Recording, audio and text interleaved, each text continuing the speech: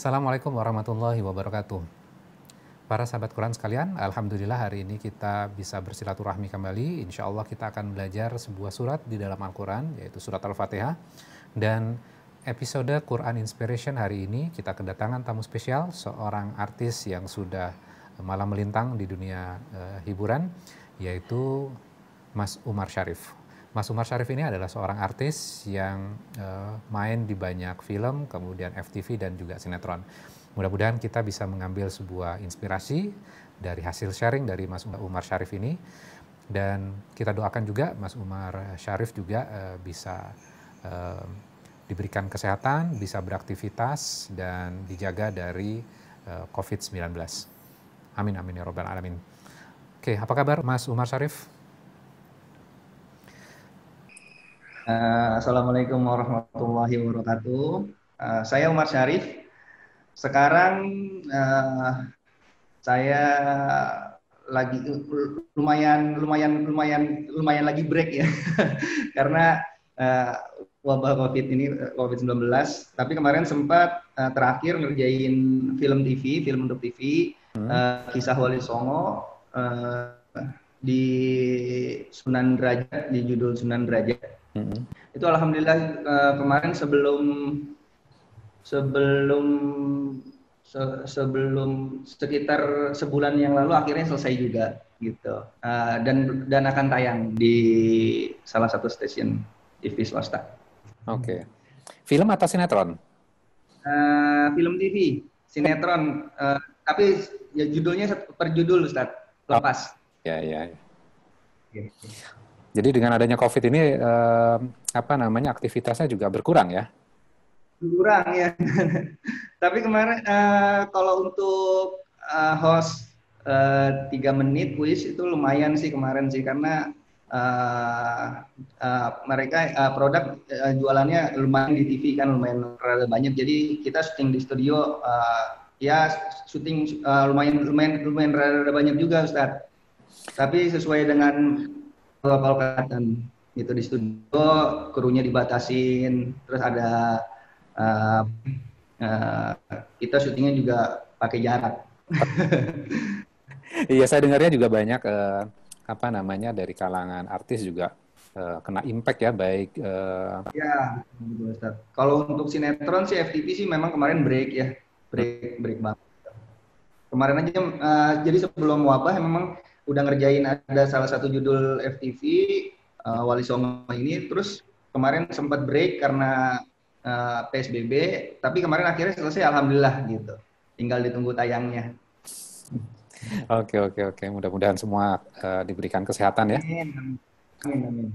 Dan harus tetap jaga diri nih. Betul. Karena belum usai COVID-nya. Oke, Mas Umar, biasanya kalau kita di Quran Inspiration ini adalah kita memang untuk mengkaji, kemudian kita coba mengambil inspirasi dari Al-Quran. Jadi Al-Quran itu merupakan sebuah panduan yang kita bisa aplikasikan dalam kehidupan kita gitu loh. Jadi kita memang tujuannya supaya kita itu dengan Al-Quran itu dekat. Kemudian Al-Quran itu bisa di-apply dalam kehidupan kita. Jadi memang kita belajarnya adalah sesuatu yang mudah kita terima, mudah kita proses, kemudian mudah kita aplikasikan. Nah memang kita akhirnya di setelah bulan Ramadan kemarin kita coba membuat sebuah konsep baru, yaitu kita mengundang dengan narasumber, kemudian narasumber juga bisa sharing dari pengalaman hidupnya. Nah hari ini kita temanya adalah bukan budak cinta, bukan bucinnya dunia. Kita akan mengambil studi dari surat Al-Fatihah nih. Nah, surat Al-Fatihah ini adalah surat yang biasa kita baca setiap rakaat sholat. Namun yang unik adalah ketika ada teman saya non-muslim gitu, di kantor, dia non-muslim nanya kepada seorang manajer nih. Seorang manajer ditanya, tolong ceritakan aku dong katanya, tentang arti surat Al-Fatihah itu apa sih sebenarnya? Ini non-muslim yang nanya. Dan yang membuat kaget adalah jawaban seorang manajer yang muslim ini. Dia bilang, saya nggak ngerti artinya gitu loh. Saya nggak tahu maknanya. Nah, ini kan menjadi PR besar nih. Mungkin kita sudah sholat, kemudian kita sudah hafal surat Al-Fatihah, namun kita tidak paham. maknanya. Nah, ini kan PR buat kita semuanya. Jadi kita tidak blaming seseorang, tapi ini adalah sebuah evaluasi buat diri kita untuk kita menjadi muslim yang cerdas. Muslim yang cerdas itu apa? Muslim yang mengerti apa yang dibaca. Itu kan sederhananya gitu. Nah, kita akan belajar satu ayat nih. Satu ayat dulu di bagian awal surat Al-Fatihah. A'udzubillahi minasyaitonirrajim. Bismillahirrahmanirrahim. Alhamdulillahirabbil alamin. Segala puji dan terima kasih untuk Allah Tuhan semesta alam. Kita akan belajar satu frase nih, Alhamdulillah. Segala puji dan terima kasih untuk Allah. Kita muslim biasanya ketika mendapatkan sebuah nikmat, kita pasti akan mengucapkan Alhamdulillah. Dan kita kan kelihatan seperti religius ya. Oh iya, saya sudah mengucapkan kalimat Alhamdulillah, dan kita merasa bahwa diri kita sudah cukup religius. Namun kita sekarang belajar sedikit lebih dalam dikit. Alhamdulillah itu kan maknanya segala puji dan terima kasih kepada Allah kan. Nah, namun dalam prakteknya seringkali kan gini, ketika kita mendapatkan nikmat, kemudian mendapatkan rezeki gitu ya, Alhamdulillah ya, kita baru dapatkan misalnya job, main FTV, ya, atau main film, atau main sinetron. Karena kita itu actingnya memang bagus gitu, sehingga kita di calling kembali gitu. Kemudian misalnya anak kita pinter, ini kalau nggak salah anak Mas Sarif ada dua, Ada dua betul. mendapatkan nilai bagus Yang di sekolah gitu ya. Alhamdulillah ya, anak kita mendapatkan nilai bagus karena kita mendidiknya dengan cara yang baik sehingga anak kita tumbuh menjadi anak yang pintar. Nah, kita memang kelihatan religius tuh, mengucapkan Alhamdulillah. Tapi ketika kita tambahin dengan kalimat yang tadi, Alhamdulillah ya, anak kita pintar karena kita mendidiknya dengan baik. Alhamdulillah ya, kita dapat job karena kita aktingnya bagus, sehingga di calling kembali. Sesungguhnya ketika melaksanakan itu, gitu loh, yang dipuji itu siapa? Nah, harusnya kan yang dipuji adalah Allah, bukan diri kita. Ketika kita mengucapkan Alhamdulillah gitu ya, kita sebenarnya adalah sedang memuji diri kita loh itu loh. Dengan mengucapkan kalimat yang tadi tuh. Nah, seringkali kan kita tanpa sadar gitu ya, kita merasa diri kita sudah baik karena sudah mengucapkan kalimat yang powerful dalam Islam, Alhamdulillah, tapi maknanya sudah bergeser tuh. Sesungguhnya kita belum bersyukur kalau seperti itu. Nah, mungkin bisa diceritakan dari pengalaman yang dirasakan oleh Mas Umar Syarif ini dalam pengalaman hidupnya gitu loh. Bagaimana sih mengucapkan rasa syukur dengan mengucapkan Alhamdulillah ini gitu loh. Supaya sahabat Quran juga bisa mengambil sebuah inspirasi. Monggo, Mas Umar.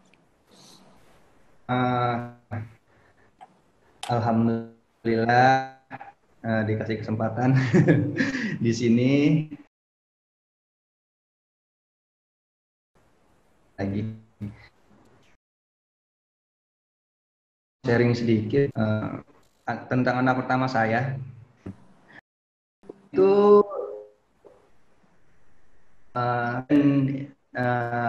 istri saya kan memasukkan dia ke sekolah yang memang basicnya Islam ya, di Jakarta Islamic School. Nah, pas waktu akan naik tingkat ke sekolah dasar, nah kebetulan di situ ada pilihannya, ada rumah tahfiz dan reguler. Gitu. Kalau yang rumah tahfiz itu per tahunnya anak-anak memang harus hafal 1 juz. Gitu. Waktu itu rada mikir juga gitu, maksudnya pengennya sih memang gitu kan, pengen banget masuk gitu kan, 1 tahun anak-anak bisa menghafal 1 juz Al-Quran. Tapi di sisi saya mampu gitu kan, saya sama istri waktu itu sempat ya udahlah masukin aja lah yang reguler, takutnya memang nggak mampu gitu kan. Tapi pas setelah saya putusin untuk masuk yang reguler, ternyata dari teachernya, dari gurunya bilang, Pak Umar, ini anaknya mampu gitu. Saya ngelihat dari nursery-nya, dari K1-nya, dari K2-nya, ini anak mampu kok gitu. Coba aja dites dulu gitu. Karena masuk ke kelas 1 ini memang ada kuotanya kan. Nah, terus saya akhirnya sama istri saya tuh akhirnya oh ya udah gitu loh. Kalau misalnya kalau memang anaknya mampu dites dan berhasil ya kenapa enggak gitu kan. Ya. Eh, saya di situ yang saya lakuin adalah bersyukur uh, sama Allah, alhamdulillah bisa bisa mendapatkan kesempatan untuk memasukkan anak yang maksudnya yang sudah sesuai dengan jalurnya, terus dikasih kesempatan untuk ini anak menghafalkan Al-Quran per tahunnya 1 juz.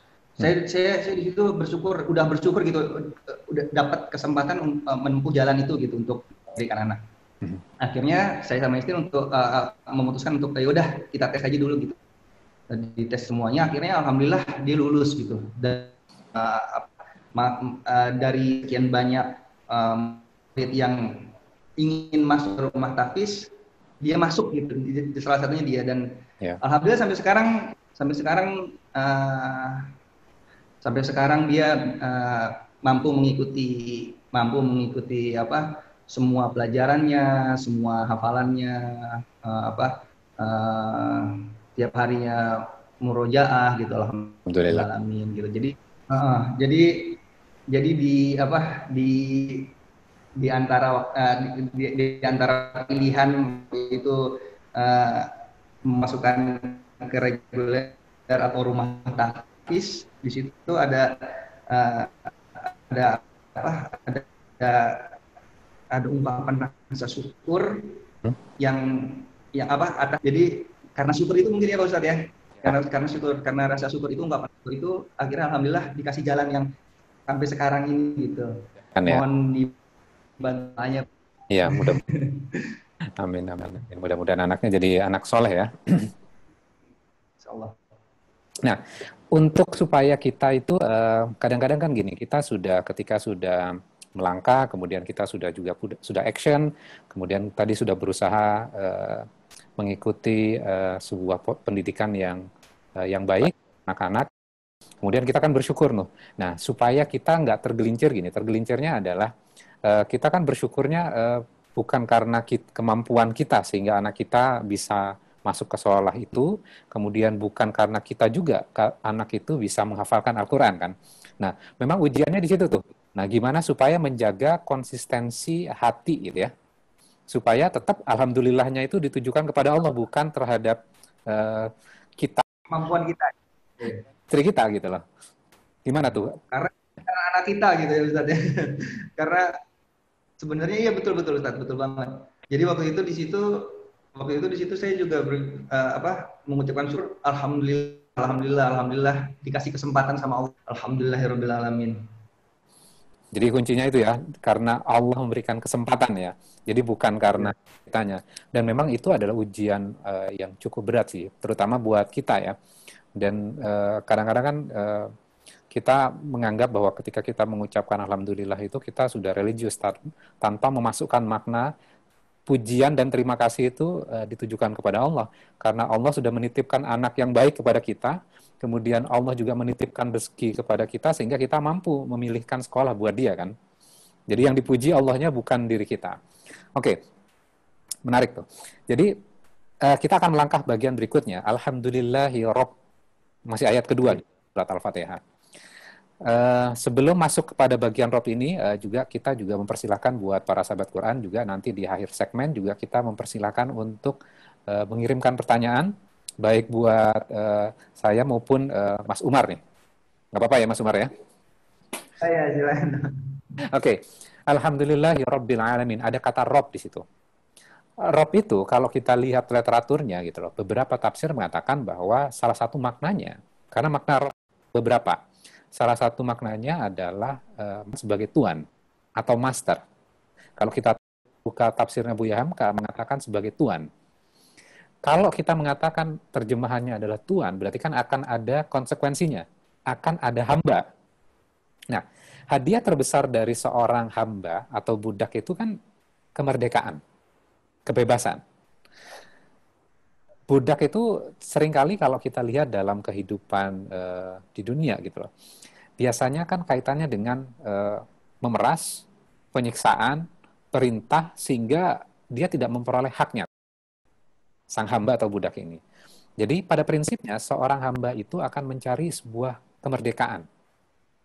Nah, kemudian saya kasih sebuah ilustrasi seperti ini.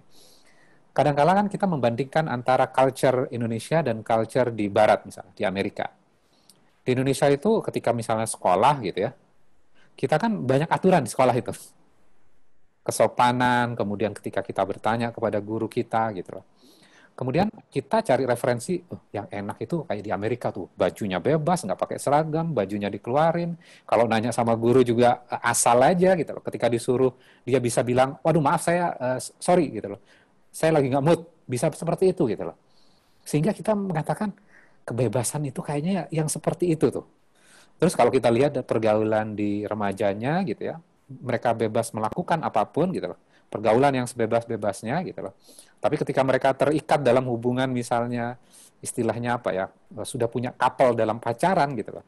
Mereka setia ke pacarannya itu, tidak boleh selingkuh dengan yang lain. Nah, kita beranggapan bahwa oh kebebasan itu yang model seperti itu tuh gitu loh. Tapi kalau kita jeli lagi melihat gitu ya, ternyata bukan bebas-bebas seperti yang kita bayangkan. Bayangkan ketika misalnya ada seorang orang Indonesia datang gitu ya ke katakanlah ke Amerika, kemudian pakai baju sopan dimasukkan ke dalam di sebuah sekolah gitu di Amerika yang bebas itu, kira-kira kalau kita culture seperti itu, kita dianggap aneh nggak? Nah, kita akan dianggap aneh karena apa? Karena nggak sesuai dengan aturan yang mereka buat. Ternyata kebebasan yang kita anggap kebebasan itu tetap ada aturannya, ya kan? Kemudian satu lagi misalnya salah contoh yang lain, kalau di pantai, aturannya pakai baju pantai. Kalau misalnya berenang pakai baju full gitu, dianggap aneh oleh mereka. Jadi ternyata tidak ada yang benar-benar bebas. Ada aturan tuh. Nah, kita selalu terikat yang namanya aturan. Kita terikat yang namanya culture. Kita nggak benar-benar bebas. Termasuk yang kita anggap kebebasan luar biasa, freedom di Amerika, ternyata juga ada aturannya. Ketika keluar dari aturan, pasti kita akan dianggap aneh tuh. Nah, sekarang gini, ternyata orang bisa menjadi budaknya culture, mengikuti aturan culture. Bisa juga bisa menjadi budaknya lifestyle. Baju misalnya, itu kan lifestyle. Fashion juga kita bisa menjadi hambanya lifestyle, hambanya fashion. Kita menjadi budaknya mereka, kita mengikuti aturan mereka gitu ya. Nah, artinya tidak ada kebebasan yang benar-benar bebas. Kecuali apa? Kita menjadi seorang hamba. Hamba siapa? Hamba Rob kita. Rob tadi kan Tuhan, kita menjadi hamba. Makanya ketika kita sholat gitu ya, ketika kita ada masalah misalnya, Mas Umar ada masalah baik di syuting atau dimanapun gitu lah, ketika sholat, maka semua ketika misalnya produser nelpon, sutradara nelpon, talent nelpon, pasti kita nggak akan angkat. Kenapa? Kita sedang menjadi hambanya Allah. Dan kita merasakan ketenangan pada saat itu. Ya kan? Nah, artinya apa? Bahwa ketika kita mengucapkan Alhamdulillahi Rabbil Alamin, Rob gitu.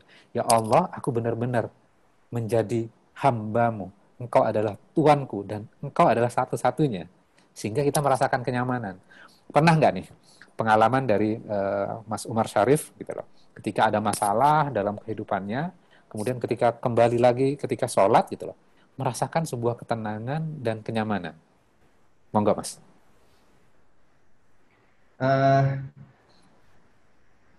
Pernah waktu itu saya lagi awal-awal syuting, memang awal-awal syuting sekitar tahun 2004 atau 2005 itu kalau nggak salah. Itu lumayan mendapatkan klien, tim sutradara, terus sama sama sama tim sama tim kreatifnya tuh yang lumayan rada-rada mereka tidak satu suara gitu ya Pak Ustadz ya. Jadi yang ini pengen A, yang ini pengen B, yang ini pengen C. Dan saya itu jadi talentnya bawain produk. Jadi saya di situ ditekan sama ada 3 pihak gitu kan, jadi pihak sutradara, pihak klien, sama pihak kreatifnya ya kalau nggak salah di situ, dari kreatifnya. Terus habis itu saya di situ ngerasain bingung. Yang satu ngomong A, yang satu ngomong B, yang satu ngomong C gitu kan. Dan saya pada saat itu juga karena jam terbangnya masih baru belajar ya, masih dalam tahap yang baru in acting gitu. Jadi saya akhirnya di situ ngerasa kayak under pressure gitu, di bawah tekanan banget gitu. Terus sampai akhirnya untuk cek diulang-ulang nggak dapet, karena saya juga bingung di situ kan waktu itu, ini sebenarnya harusnya saya gimana gitu, kepengennya mereka nih yang saya harus lakuin apa gitu, karena saya juga waktu itu kan baru mulai jadi bingung. Dan waktu itu azan zuhur, mereka break makan siang, saya sholat zuhur saya ambil dulu di situ. Di dalam sholat itu saya merasakan kepenatan tadi take syuting, stresan di syuting itu hilang.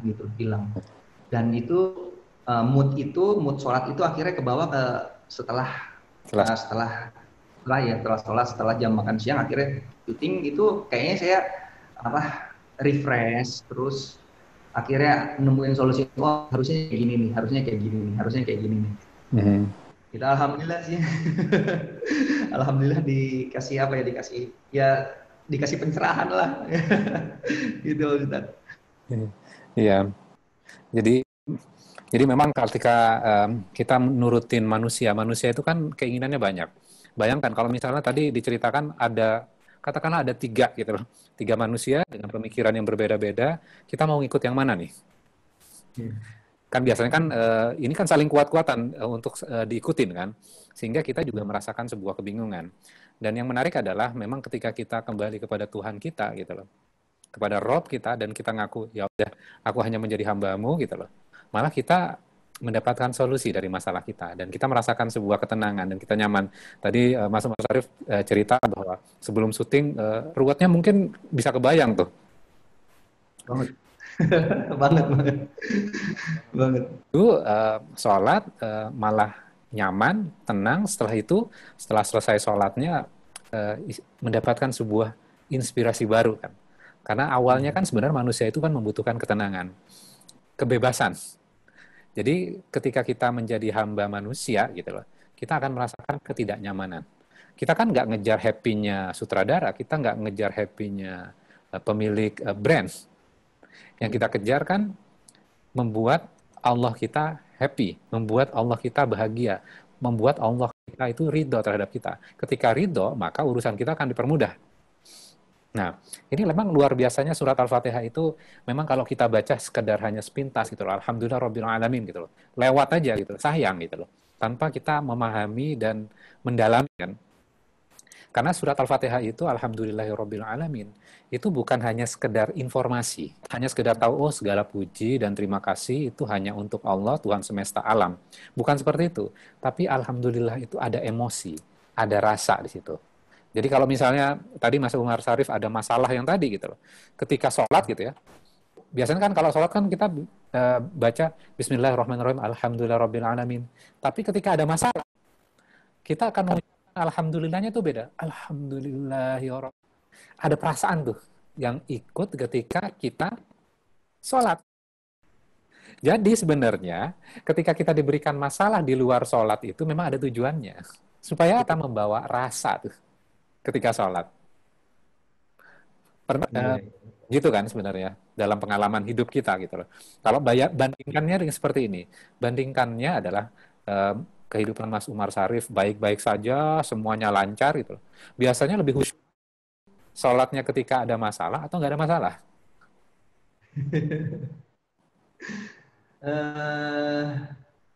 Harusnya sih khusyuk ya semuanya.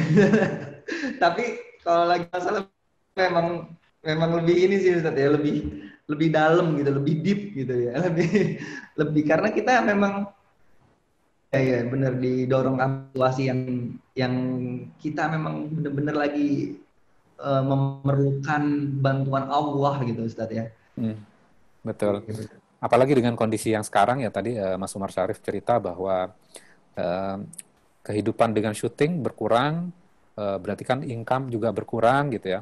Berarti kan ada masalah dalam masalah ekonomi, kemudian ketika ada masalah ekonomi mau minta tolong ke siapa? Ke sutradara yang kemarin calling atau talent yang calling kita hubungin syutingnya lagi stop semuanya, kita mau minta tolong ke siapa? Akhirnya kan kita balik lagi tuh. Balik lagi meminta kepada Rob kita. Alhamdulillah ketika balik lagi kepada Rob kita akan dibukakan rezeki gitu loh. Mungkin tidak sebesar yang kalau kondisi normal, tapi itu udah cukup buat kebutuhan kita. Nah, itu kan yang harus kita syukuri ya. Jadi, yang perlu kita catat kembali dan perlu kita garis bawahi juga adalah ternyata masalah yang didatangkan kepada kita itu nggak buruk. Kan nggak mungkin Allah mendatangkan keburukan buat kita, kecuali ada tujuannya. Supaya apa? Ketika kesulitan ekonomi kan kita beranggapan itu buruk buat kita. Ya kan? Ketika masalah ekonomi itu buruk kepada kita, ketika kita diberikan musibah, kita beranggapan itu buruk kepada kita. Ternyata kita makin mendekat kepada Rob kita. Nah, tujuan doa itu salah satu maknanya, filosofinya doa itu bukan terkabulkannya doa, tapi kita mendekat kepada Allahnya. Jadi walaupun belum dijawab oleh Allah, sesungguhnya kita sudah mencapai tujuannya, karena kita mendekat kepada Allah. Oke, sekarang kita lanjutkan kembali. Di ayat berikutnya, Ar-Rahman, Ar-Rahim, Ar-Rahman, Ar-Rahim, Malik Yawmiddin. Kalau kita lihat terjemahannya, Allah yang Maha Pengasih dan Maha Penyayang. Kemudian yang berikutnya adalah Malik Yawmiddin, Allah yang memiliki hari pembalasan. Nah, sekarang kita coba lihat korelasi dua ayat ini. Ar-Rahman dan Ar-Rahim itu menjelaskan sifat kasih sayang Allah kepada kita. Allah sangat sayang, Allah sangat menjaga kita. Dan kalau kita lihat akar katanya, Ar-Rahman dan Ar-Rahim itu akar katanya sama, Ar-Rahim, Rahim. Sama-sama gitu loh. Bedanya apa?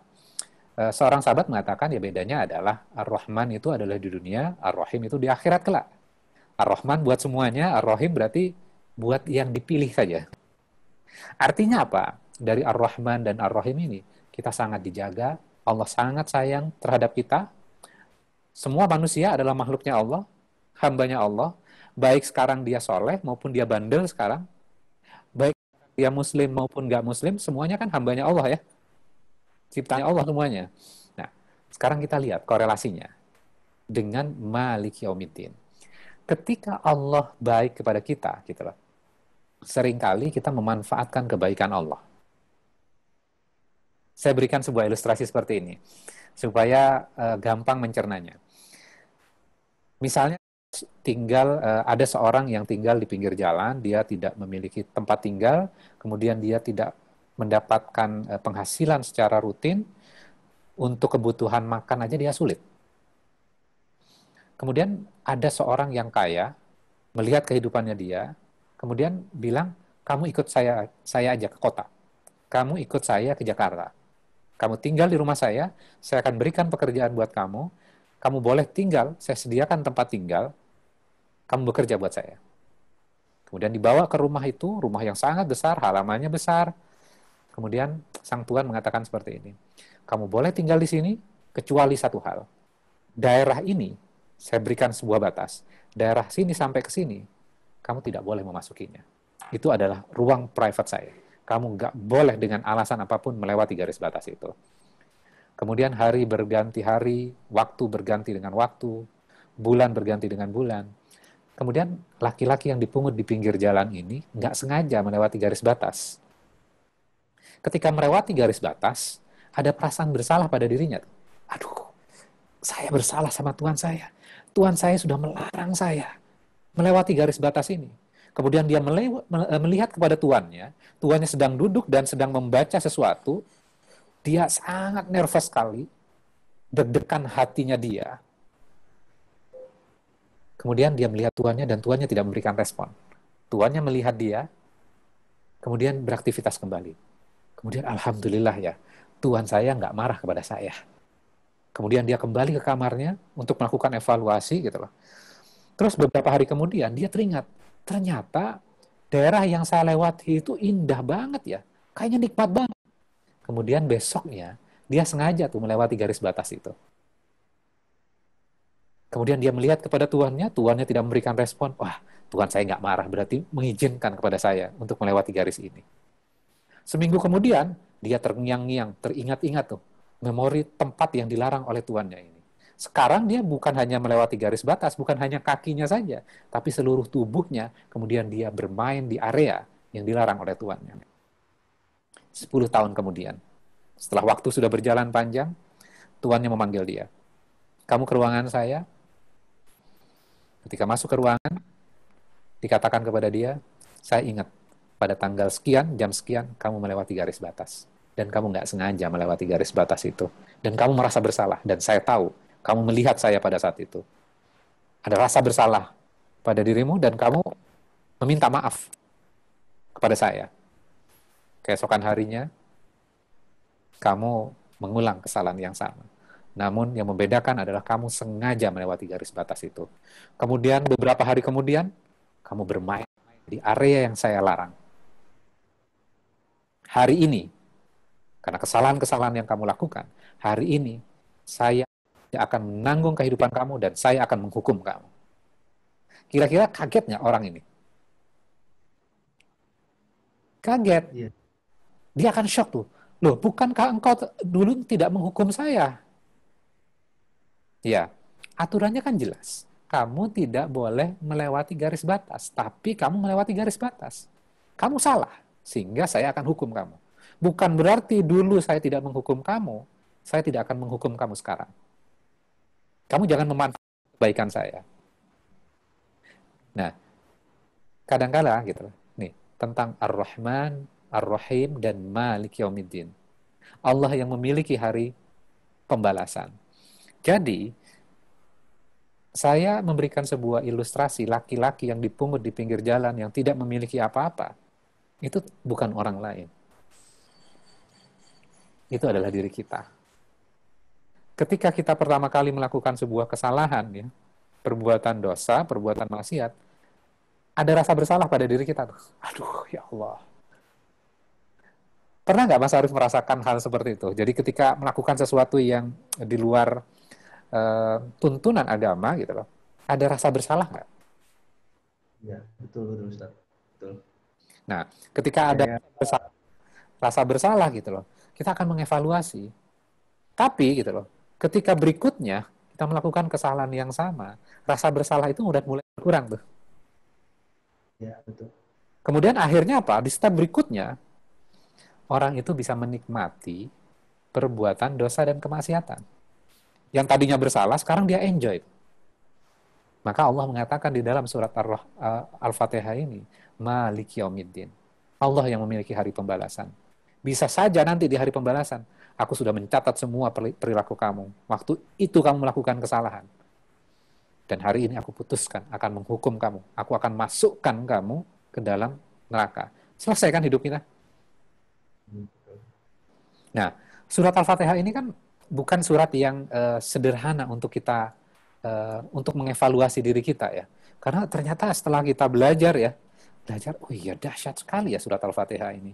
Seringkali kan kita baca hanya sekedar Alhamdulillahirabbil alamin arrahmanir rahim maliki yaumiddin iyyaka na'budu wa iyyaka nasta'in, tanpa kita memasukkan makna ke dalam bacaan kita. Nah, setelah kita paham ini gitu loh. Kira-kira Mas Umar Syarif, apa yang bisa di-share dari dua ayat ini, Ar-Rahman, Ar-Rahim, dan Malik Yaumiddin? Ini bukan membuka aib ya, bukan membuka aib, tapi ini juga kita saling sharing, karena namanya manusia kan bisa saling belajar. Saya juga bisa belajar dari Mas Umar Syarif, dan para sahabat Quran juga bisa belajar pengalaman orang. Jangan sampai orang sudah melakukan misalnya A gitu loh, kita kan nggak harus kecebur di ruang yang sama ya, gitu. Monggo silakan. Saya pengen share pengalaman waktu dulu ketika di sekitaran SMA ya mungkin ya, maksudnya SMA itu waktu main kita kan memang waktu zaman-zaman SMA itu kan memang banyak lah gitu ya, ibaratnya banyak lah. Um, jadi sering menyepelekan sholat gitu. Jadi sholat sholat tuh apa di dientar-entarin gitu kan, dipepet-pepetin ke misalkan mau sholat maghrib dipepet-pepetin ke isya gitu. Uh, Pernah saya ketika sholat maghrib gitu, oh iya ntar aja, ntar karena wah, kesibukan anak-anak SMA lah gitu ya. Uh, Mau deket Isa gitu, udah mau di batas azan Isa, terus karena mungkin waktu itu ngerasa oh nggak apa-apa gitu, nggak apa-apa terus besoknya diulangin lagi karena mungkin waktu itu juga masih umur masih ini ya, masih gejolak kaula muda kan. Jadi akhirnya itu sampai akhirnya dalam tahap sholat maghrib itu ditinggal gitu Ustaz. Oke. Jadi ada tahap Sholat maghrib awalnya waktu. tinggal ada. Jadi awalnya menyepele. Jadi kalau dulu anak-anak tuh kalau misalnya tetangga-tetangga yang tua-tua tuh pada keluar dari rumah, ayo pulang, sholat maghrib, sholat maghrib. Nah itu pas ketika SMA tuh ada karena mungkin karena ya karena itulah karena kita sebagai manusia ya Ustaz ya. Jadi kita akhirnya menyepelekan itu, sholat di ujung waktu, besoknya nggak apa-apa, akhirnya sampai Astagfirullahaladzim, sholat maghribnya ketinggalan akhirnya. Nah pas udah di situ baru akhirnya apa ya? Akhirnya dapat pemikiran gitu. Oh jadi nggak sholat maghrib sih? Kayak gitu ya, kayak gitu Ustaz ya. Jadi karena apa ya? Karena sikap menyepelekan itu akhirnya kita jadi terjerambab ke dalam lubang yang besar gitu Ustaz. Ya. Dan pada saat itu ada perasaan bersalah kan ketika misalnya awalnya menunda, kemudian lama. Iya, awalnya iya, awalnya gitu, awalnya pas lagi, ih besok jangan kayak gini lagi, besok jangan kayak gini. Ada gitu, ada perasaan itu ada. Tapi ketika sudah menjadi kebiasaan, akhirnya jadi biasa gitu, Ustaz. Akhirnya sampai bablas, ketinggalan gitu kira-kira. Ketika bablas juga ada rasa bersalah yang lain kan itu. Akhirnya sampai di titik kayak ada kesadaran itu akhirnya timbul gitu, kok jadi sholat maghrib jadi ketinggalan ya, jadi ditinggal ini, jadi ini wah ini udah nggak benar ya, udah nggak benar. Jadi akhirnya pada saat itu memutuskan untuk disiplin. Nah, ketika proses waktu SMA dulu gitu ya, evaluasinya dari diri atau orang lain yang mengingatkan? Waktu itu tuh gini, jadi karena waktu itu mama ngelihat kok ini anak nggak sholat maghrib sih gitu kan, jadi nyepelein sholatnya, akhirnya 5 waktunya ketinggalan. Kesadaran itu timbul gitu dari teguran mama sih sebenarnya gitu. Jadi baru itu oh iya ini jadi nggak sholat gitu, jadi nggak sholat maghrib. Jadi akhirnya timbul dari situ Ustaz. Oke, berarti kan ada peran dari ibu juga ya untuk mengingatkan. Nah, sekarang kan perannya sudah berubah nih. Kalau dulu Mas Umar Syarif anak-anak, sekarang sudah jadi orang tuanya anak-anak. Kira-kira yang akan dilakukan supaya anak istilahnya tidak mengulang kesalahan kita yang dulu. Gitu. Itu seperti apa tuh kira-kira planningnya tuh? Ya, yang pasti pertama kalau anak-anak itu memang harus dicontohkan sih Ustaz. Jadi bukan cuma sekedar perintah doang gitu. Ayo kamu sholat maghrib, ayo kamu bisa. Tapi dia harus melihat contoh orang tuanya melakukan itu gitu. Kalau dari saya seperti itu Ustaz. Jadi kalau ketika waktu itu pernah dia jawab gitu, misalkan saya bilang gini, Bang, sikat gigi sebelum tidur. Ah enggak, dia nggak sikat gigi gitu kan. Jadi saya juga akhirnya berpikir, oh iya ya, kita perintahkan tapi kita sendiri tidak mengerjakan, akhirnya jadi bumerang buat kita gitu. Jadi mereka akhirnya, apalagi anak-anak sekarang tuh kritis gitu. Jadi kalau menurut saya langkah supaya kejadian-kejadian jelek saya ketika jadi anak di posisi anak itu adalah kita kita contohkan dengan praktik supaya anak-anak itu mencontoh, Ustaz. Mhm. Jadi cara ngajarinnya dengan praktek. Jadi bukan hanya dengan nasihat dengan lisan ya, tapi dengan praktek. Oke. Oke, sharing yang luar biasa. Nah, kali ini kita membuka pertanyaan buat para sahabat Quran yang bisa disampaikan. Nanti kita akan coba bacakan. Oke, ini ada pertanyaan nih, Mas Umar Sarif. Ini gimana jadi artis tapi masih ingat ajaran agama? Nah, kadang-kadang kan orang melihat nih, ini dua hal yang berbeda nih. Gimana cara, atau memang bisa dipadukan? Atau nggak bisa dipadukan? Gini sih Ustadz, terjun ke dunia entertain ini juga memang atas izin orang tua sebenarnya kan, atas izin abah, atas izin mama. Waktu ketika saya mendapatkan pilihan untuk mencari nafkah di sini, waktu itu waktu masih kuliah, saya minta izin termasuk ke guru ngaji saya, Pak Ustadz Latif. Tapi mereka memberikan support sih, alhamdulillah gitu. Yang paling saya ingat adalah pesan almarhum guru ngaji saya, Ustadz Latif. Dia pesan gini Kak, kata dia. Ibaratnya kakak ini akan mancing di sebuah kolam ikan, dan ikan yang besar itu adalah perintah Allah. Jadi jangan sampai kakak mancing ikan yang cuma dapat ikan-ikan kecil, ikan-ikan cerek, tapi ikan-ikan besarnya tidak dapat. Gitu. Dan dari situ saya berpikir, oh iya, berarti mainnya adalah tetap agama Islam, agama. Dan pesan dia juga yang saya ingat adalah dakwah itu sebenarnya bisa di mana aja Kak, gitu.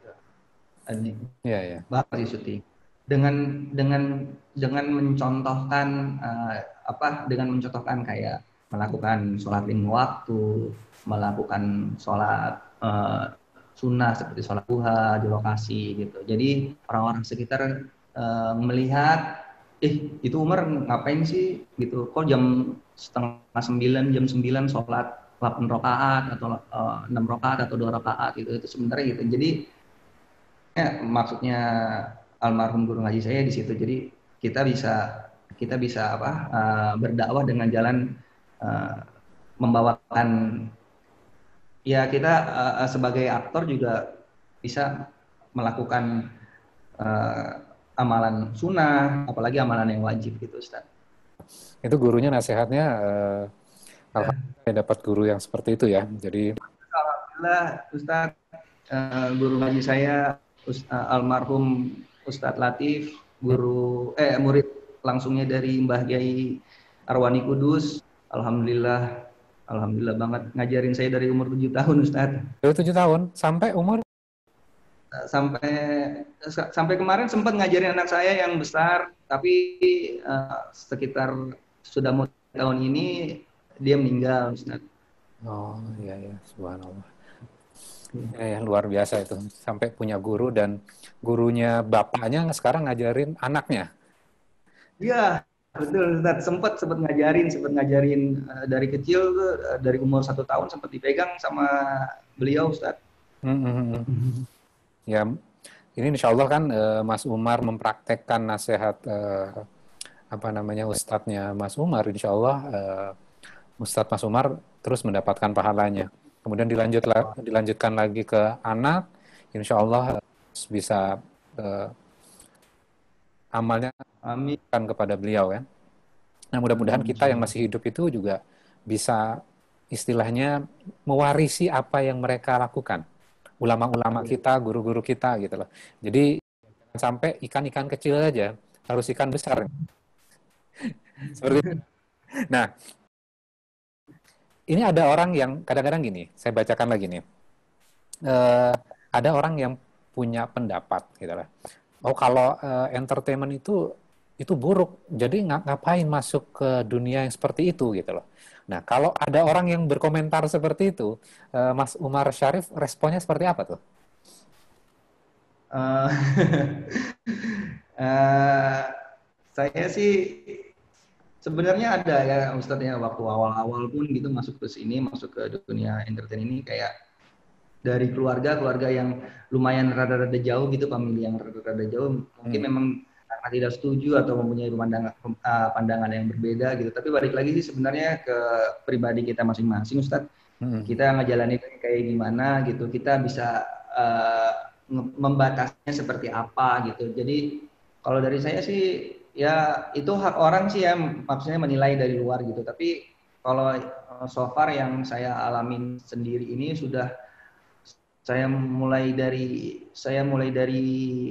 2002, sekitar 2002 sampai sekarang itu ya alhamdulillah, kalau misalkan pun uh, kita bisa bawa diri kita bisa jaga, kita bisa memagari diri kita Hmm.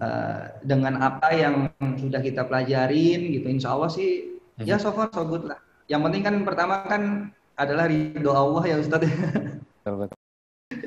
Ya. Oke, nah saya jadi teringat ini, kalau dengar ceritanya Mas Umar Syarif, saya pernah sholat di sebuah masjid. Kemudian saya didatangin oleh seseorang, terus ngajak ngobrol.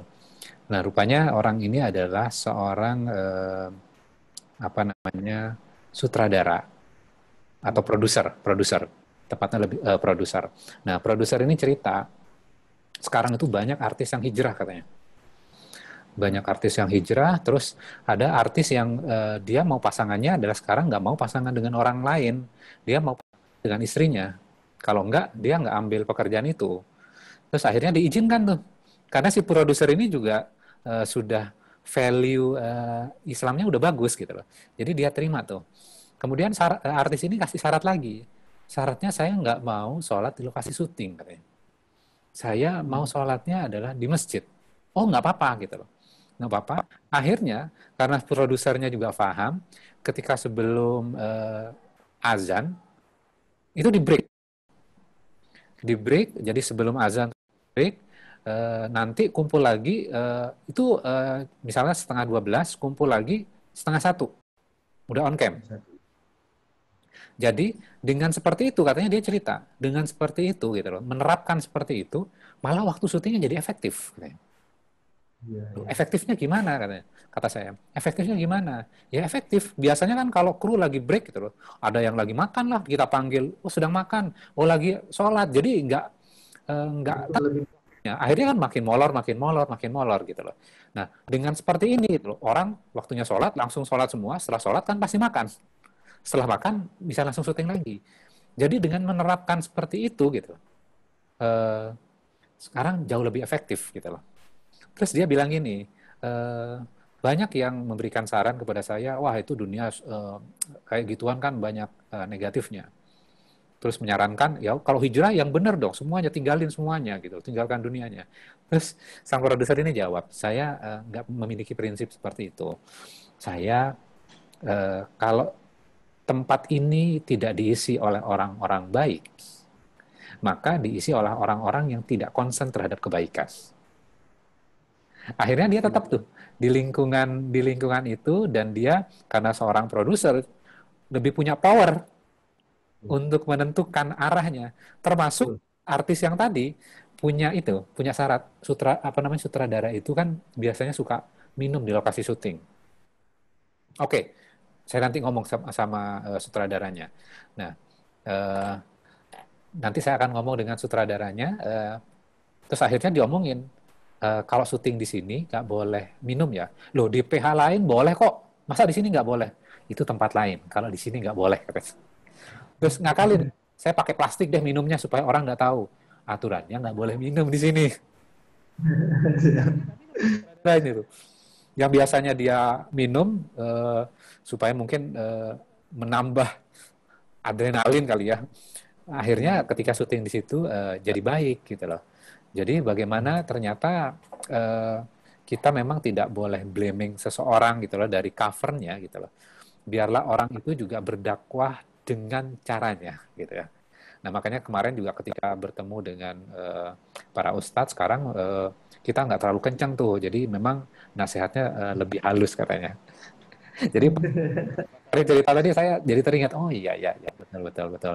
Dimanapun kita berikan inspirasi lah, kebaikan buat orang lain. Eh ini ada pertanyaan lagi, Mas Umar Sarif, satu pertanyaan lagi nih dari Tanjung Priok nih. Izin bertanya, apakah ayat ini Maliki Yaumiddin itu menunjukkan bentuk kekuasaan Sang Holik pada hidup manusia? Ustadz, bagaimana cara kita menghadapi Yaumul Qiyamah, Yaumul Hisab, Yaumul Jaza? Nah, kalau kita lihat Maliki Yaumiddin itu kan, kalau caranya seperti apa? Caranya adalah kita pahami surat Al-Fatihah saja kan. Setelah kita paham, oh Ar-Rahman, Ar-Rahim, Allah itu maha baik, tidak langsung menghukum kita.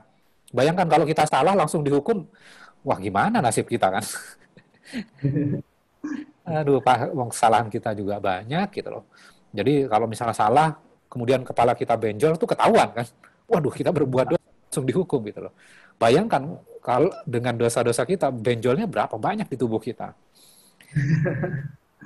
Allah maha baik kepada kita. Dan Allah tidak langsung menghukum ketika kita melakukan sebuah kesalahan. Kadang-kadang kita diperingatkan dengan hal yang lain. Supaya apa? Kita mengevaluasi. Nah, ketika kita baca surat Al-Fatihah ini, gitu loh, tentunya kan ini tujuannya supaya kita melakukan evaluasi setiap waktu ya. Ketika kita salat, gitu, masuk ke duhur, kita evaluasi. Apa yang kita sudah lakukan sebelumnya? Kita evaluasi sehari sebelumnya. Kita evaluasi seminggu sebelumnya.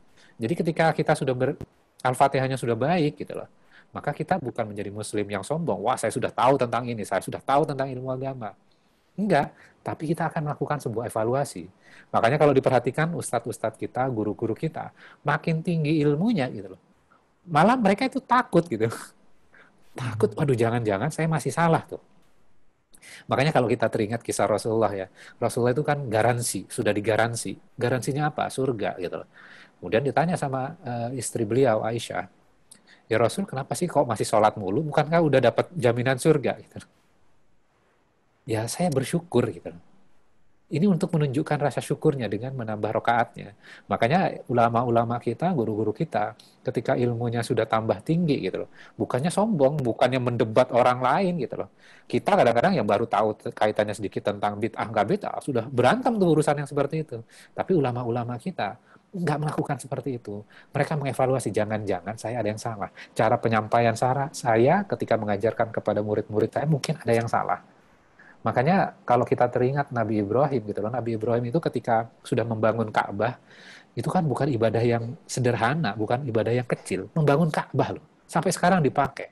Jadi kalau dipakai, pahalanya kan mengalir kepada Nabi Ibrahim.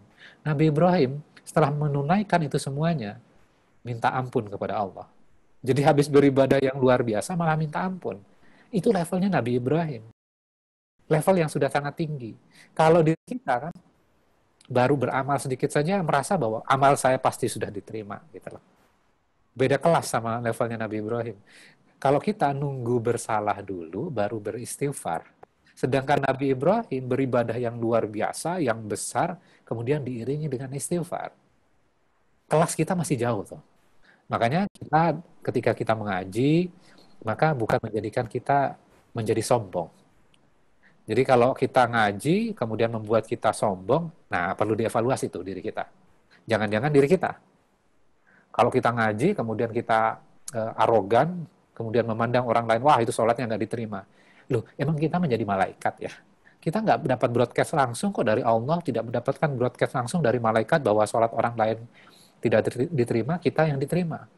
Bisa jadi orang lain yang diterima, kita tidak diterima. Maka kita melakukan evaluasi. Makanya kan seringkali kan kita minta doa orang lain supaya mendoakan diri kita. Karena kita juga nggak berharap dengan doa orang lain, dengan guru kita, mudah-mudahan juga menjadikan diri kita pribadi yang lebih baik, dan mudah-mudahan doa itu yang diterima. Bisa jadi kita sekarang ini baik gitu loh, bukan karena kita baik, karena doa orang tua kita dulu, doa kakek kita dulu, doanya ustadz kita dulu gitu loh. Oke, mudah-mudahan bisa menjawab pertanyaan para sahabat Quran sekalian, dan ini nggak sengaja, nggak terasa udah 1 jam nih. ngobrol dengan Mas Umar Syarif, dan sharingnya luar biasa. Kita juga mendoakan kepada Mas Umar Syarif diberikan kesehatan dan terus bisa memberikan inspirasi buat anak, buat istri, buat keluarga besar, dan buat semua orang yang tinggal bersama Ustadz Mas Umar Syarif. Dan mudah-mudahan juga di lokasi syuting menginspirasi banyak orang dan terus semangat dengan dakwahnya.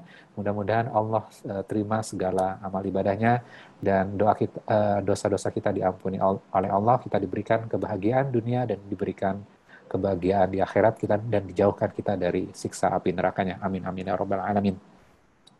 Terima kasih atas waktu yang diberikan kepada kita, kepada saya dan para sahabat Quran sekalian.